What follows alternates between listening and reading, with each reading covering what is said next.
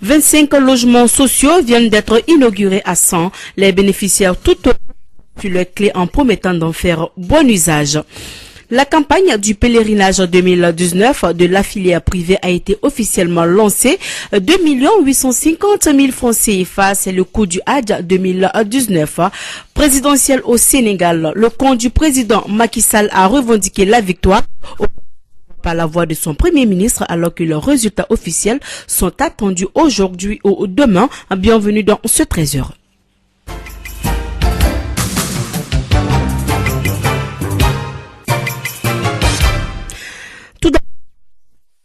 Pour la mort, ces mots sont des grévistes des chemins de fer. Ils ont reçu jeudi dernier le soutien d'un mouvement dénommé SOS. Les cheminots meurent à petit feu. Ce mouvement composé des associations, leaders d'opinion, activistes, donc ils ont pour but de permettre aux cheminots de rentrer pleinement dans leurs droits. Je vous rappelle que les cheminots observent une grève de la faim depuis le mois de décembre 2018. Ils réclament le paiement immédiat de leur salaire de 10 mois. Dans leur combat, 7 grévistes de faim ont perdu la vie. Toujours pas de compromis entre les syndicats de l'éducation et le gouvernement malien.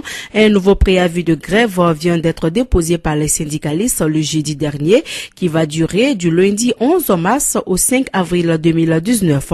Pour rappel, les points de désaccord entre les deux parties sont l'octroi d'une prime de documentation, l'octroi d'une prime de logement, l'adoption immédiate du projet de décret portant plan de carrière du personnel enseignant de l'enseignement secondaire, de l'enseignement fondamental et de l'éducation préscolaire, pour ne citer que ça.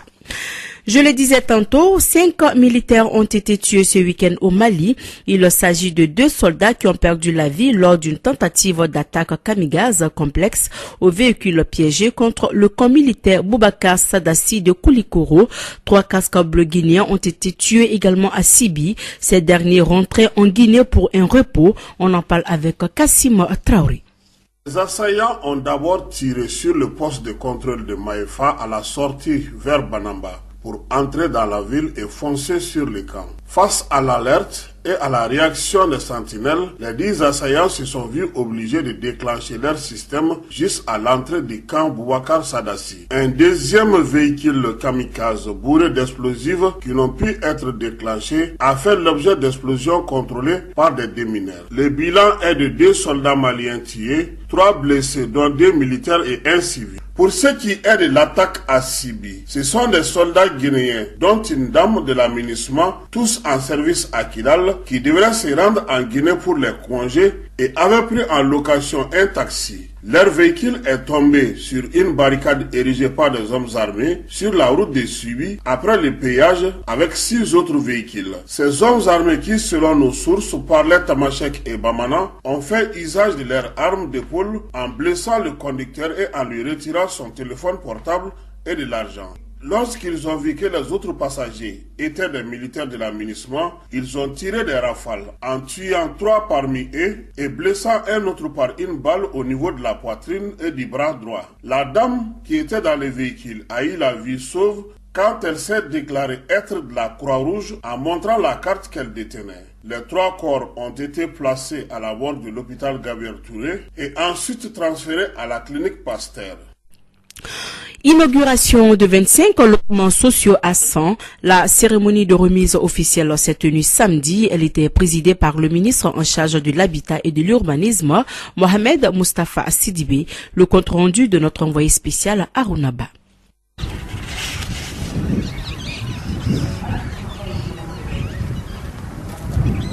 Nous sommes à 420 bornes de Bamako dans la ville de 100, l'un des cercles de la région de Ségou. Après les 40 logements sociaux inaugurés à l'entrée de la ville en décembre 2013, nous assistons à la remise officielle des 25 autres face aux anciens. Pour ces nouveaux lots de logements sociaux, 71 dossiers avaient été enregistrés.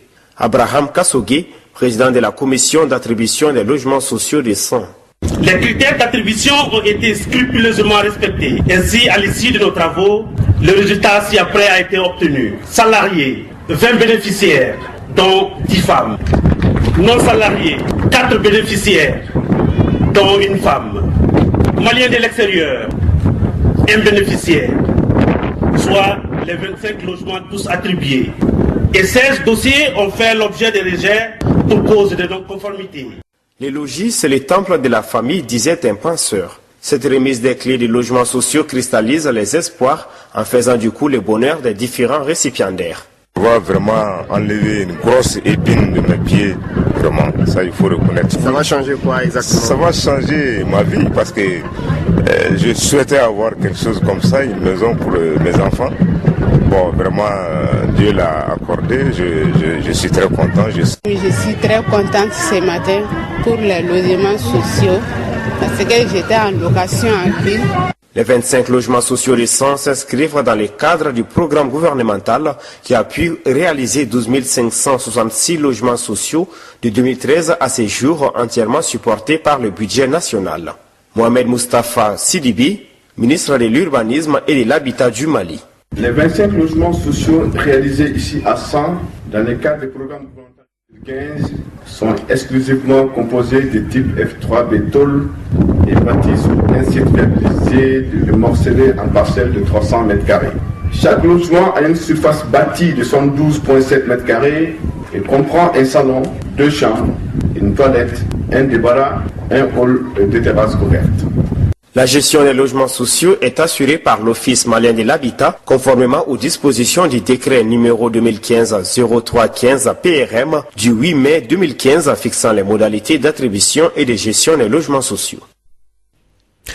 Parlons à présent du Hajj 2019. La campagne du pèlerinage de la filière privée a été officiellement lancée samedi à la Maison des Aînés de Bamako par le représentant du ministre de l'Artisanat et du Tourisme. Le pèlerinage de la filière privée reste le même que l'année dernière, 2 850 000 francs en CFA. Fatimata Kouyaté, elle est la coordinatrice de la commission de l'organisation. Elle nous parle de la particularité de cette année. Elle est au micro de Clédo Info. La particularité réside dans le fait que nous souhaitons faire en sorte qu'il y ait une diligence dans l'organisation du Hajj.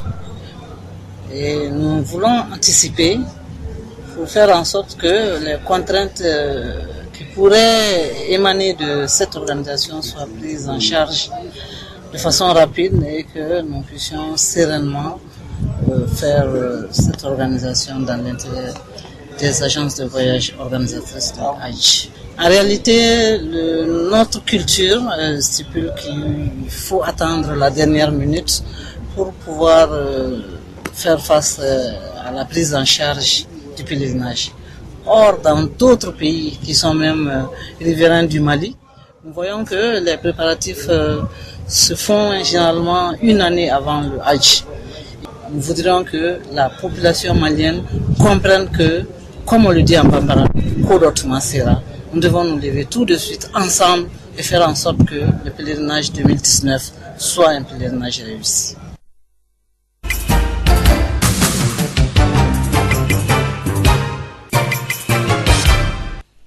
L'Association pour le développement des communes de l'Interfleuve a donné ses perspectives de l'année 2019 pour le développement des communes de l'Interfleuve. Écoutons Yaya Koulibaly, il est le président, il est au micro de Étienne Niaré. En termes de développement, tout ce que la route peut drainer en termes d'action, en termes de développement, en termes de lutte contre la maladie, contre tout ce que tu peux imaginer comme action de développement durable sont directement liés à la route. C'est pour cette raison que nous avons pour objectif ultime de pouvoir faire un goudron qui traverse la fédération de l'Est à l'Ouest et du Sud au Nord. Et aussi, nous savons que l'interfleuve, c'est entre les deux fleuves du Mali. Le fleuve Bani et le fleuve Niger. L'espace qui est entre ces deux fleuves, c'est ce qu'on appelle interfleuve. Autrement dit en Bamanankan, Baflani Nyonche. Donc tous les villages qui sont situés sur cet espace sont d'emblée membres de l'interfleuve. Maintenant, il s'agit que ces communes, ces gens, ces associations s'identifient aux actions planifiées, aux actions stratégiques planifiées par la fédération. Notamment, j'ai parlé de la route, j'ai parlé notamment de l'université, des universités, des lycées, des hôpitaux. C'est essentiel. Ces choses sont essentielles pour un développement durable. On ne peut pas parler de croissance s'il n'y a pas cela. Et tous ces éléments sont directement liés à la route. Et après 4 ans à la tête de l'Organisation mondiale de la santé au Mali, les collègues du docteur Lucien Manga lui ont rendu un grand hommage. Une cérémonie a été organisée pour magnifier l'homme qui a rehaussé le niveau de recrutement des médecins. En 2015, grâce à un plaidoyer, il a pu faire passer le financement pour le recrutement des médecins de 300 millions à plus d'1 milliard de francs CFA. On en parle avec Fanta Diakité. Départ va laisser un grand vide. C'est en ces termes que le président de l'association du personnel de l'OMS s'est adressé au docteur Lucien Manga après 4 années de collaboration. Baya Koulibaly en est le président de la dite association. Dans l'existence, tout a une fin, même le plus beau. Mais la fin n'est pas véritablement une fin. Non, elle est le début d'une autre aventure, un nouveau départ, un recommencement. Je crois que nous voulons tous ici témoigner du plaisir que nous avons eu à travailler avec Dr Manga. Je retiens quant à moi son grand sens professionnel basé sur une très solide expérience et un leadership avéré. Grâce à son engagement, Dr Lucien Manga a su faire la promotion des jeunes médecins. C'est là à travers un recrutement des cadres nationaux. 30 médecins pour les zones en crise sanitaire, dans le cadre du concept médecin d'appui de l'OMS. À cela s'ajoute un bon plaidoyer sans relâche, avec comme objectif augmenter le financement octroyé par le gouvernement malien au recrutement des médecins, passant de 300 millions à plus d'1 milliard de francs CFA. Vous êtes arrivé au Mali dans un contexte où le pays traversait le pire de sa crise humanitaire et sécuritaire de son histoire. Vous avez vite pris la mesure de vos missions dans cet environnement en vous mettant tout de suite à la tâche. Vous avez mis en place certaines réformes au bureau de l'OMS en vue de mieux aider le pays à faire face à la situation. Une cérémonie pleine d'émotions à travers une série de témoignages. Quant à lui, il s'est dit conforté du fait de laisser derrière lui une équipe dynamique et heureuse d'aller au travail chaque jour. Dr Lucien Manga, représentant de l'OMS en fin de mission au Mali. Je repars avec l'idée que nous avons une autre modeste contribution. Nous avons fait avancer quelques dossiers. Nous n'avons pas tout accompli. Aucune œuvre humaine n'est parfaite. Mais au-delà des résultats, c'est la véritable transformation du sens de la cause que vous avez acquis qui me rend le plus fier. Chacun d'entre vous aujourd'hui est heureux de venir au travail. En plus d'être le représentant de l'OMS, Dr Lucien Manga a également à son actif plus de 30 publications scientifiques. Voilà, donc culture, la cérémonie officielle d'ouverture de la 26e édition du Festival panafricain du cinéma et de la télévision de Ouagadougou FESPACO a eu lieu samedi dans la cuvette du stade municipal Issouf Joseph Konombo, une cérémonie riche en couleurs. C'est le président du FASO Rock, Marc Christian Kaboré, qui a donné le clap de départ de la fête du 7e art africain, l'édition 51e. Kassim Traoré, notre envoyé spécial à Ouagadougou. De cette cérémonie d'ouverture, c'est Alimata Salambere, au nom des pionniers, qui a pris la parole. Elle a révélé être émue. Pour elle, c'est une chance d'avoir aidé à mettre au monde le FESPACO et d'être là pour le voir souffler sa 50e bougie. Le président de la commission de l'Union africaine a fait savoir qu'il y aura la création d'une commission de l'audiovisuel et du cinéma et un fonds africain pour le cinéma. Moussa Mahamat Faki. Alors qu'une partie de notre jeunesse semble quelquefois céder au désespoir, le cinéma africain pourrait, en devenant plus populaire et davantage engagé pour les projets panafricanistes, se révéler d'un apport irremplaçable pour endiguer le mal. Il pourrait ainsi devenir l'efficace outil de valorisation du potentiel de notre continent et des opportunités prometteuses d'accès à la prospérité interafricaine. Le Rwanda, pays invité, était représenté par son ambassadeur Stanislas Kamazi. Je voudrais vous assurer que notre participation au FESPACO va pourvoir une opportunité pour nous de gagner en expérience, mais aussi je voudrais assurer que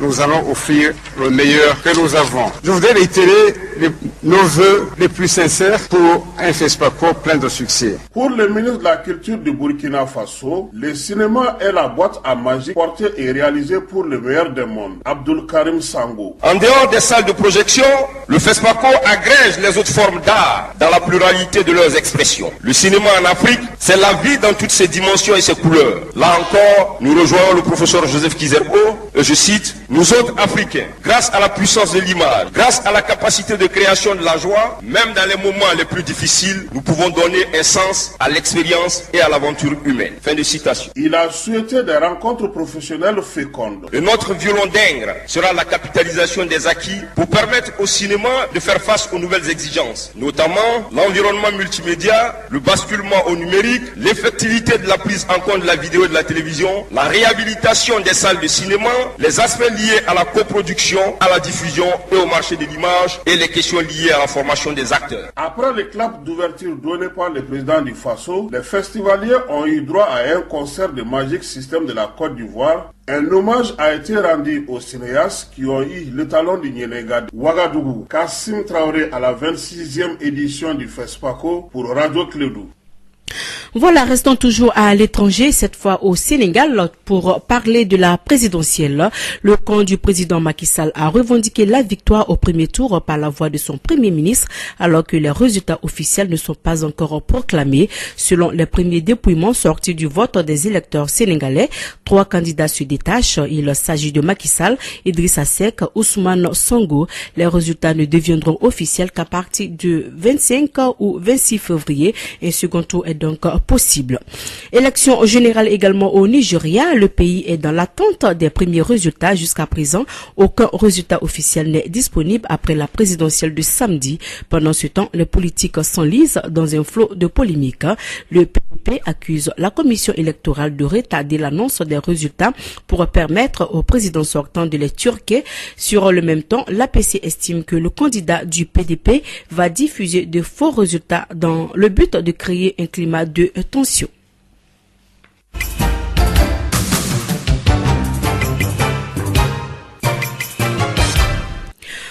Parlons donc pour boucler cette édition, vainqueur de l'édition 2019 de la CAN des moins de 20 ans à Niamey au Niger, les Aiglons du Mali connaissent désormais leurs adversaires en phase de groupe de la Coupe du Monde qui aura lieu en Pologne le 23 mai au 15 juin 2019. Lors du tirage au sort qui a été effectué hier, les champions d'Afrique ont hérité du groupe E avec la France, l'Arabie Saoudite, championne d'Asie en titre, et le Panama, un groupe abordable selon le sélectionneur adjoint des Aiglons, Birama Konaté, que nous avons joint au téléphone. Vous aurez donc plus de détails dans l'édition sportive dans un instant. Sur ce, se referme cette édition. Merci de votre fidélité. Dans un instant, votre page électe. Radio Clédou, le journal avec Sotelma Malitel.